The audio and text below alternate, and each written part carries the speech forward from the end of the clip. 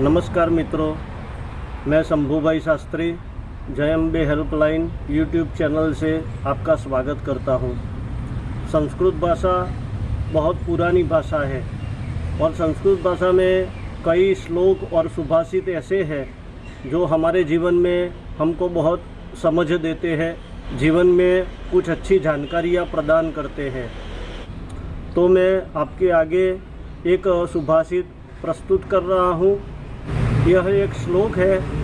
असारे खलु संसारे सारम स्वसुर मंदिरम हरो हिमालय शेते हरि शेते महोदधो।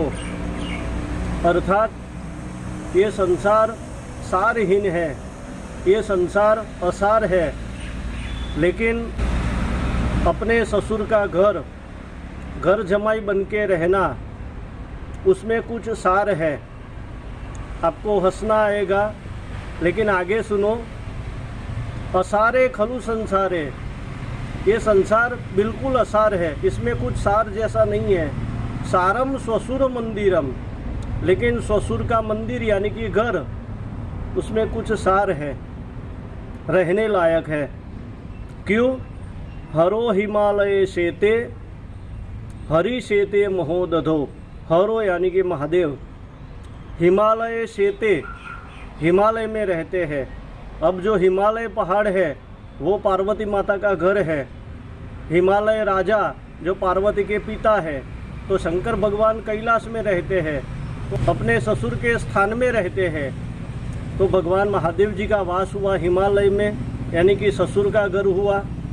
हरि शेते महोदधो, हरि यानी कि भगवान नारायण, महोदधो यानी कि समुद्र, भगवान श्री हरि समुद्र में रहते हैं। जब समुद्र मंथन हुआ तो समुद्र में से लक्ष्मी जी का प्रादुर्भाव हुआ।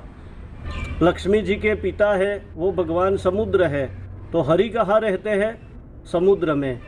तो इतने दो बड़े देवता, भगवान महादेव कैलाश में हिमालय में रहते हैं और भगवान विष्णु समुद्र में रहते हैं। तो ये दोनों घर जमाए रहते हैं, भगवान हरि और भगवान शंकर। तो हमको रहने में क्या हर्ज है, लेकिन सबकी मर्यादा होती है। जब मर्यादा में रहो, मर्यादा पुरुषोत्तम श्री राम का हम गुण प्रकट कर सकते हैं। हर चीज़ मर्यादा में अच्छी लगती है। श्लोक में लिखा है कि ससुर का घर एक मंदिर है। जैसे हम हमारे माता पिता को आदर देते हैं, ऐसे जीवन में सास और ससुर, उनको भी आदर देना चाहिए। उन्होंने उनकी बच्ची बड़ी करके एक पति को सौंपते हैं। पति की भी फर्ज होती है कि अपनी पत्नी को अच्छी तरह से ध्यान रखे और अपना सांसारिक जीवन अच्छी तरह से निर्वाह करे। अगले वीडियो में आपके लिए अच्छे संस्कृत के श्लोक और सुभाषित मैं प्रकट करूँगा। ओम नमः शिवाय, हर महादेव।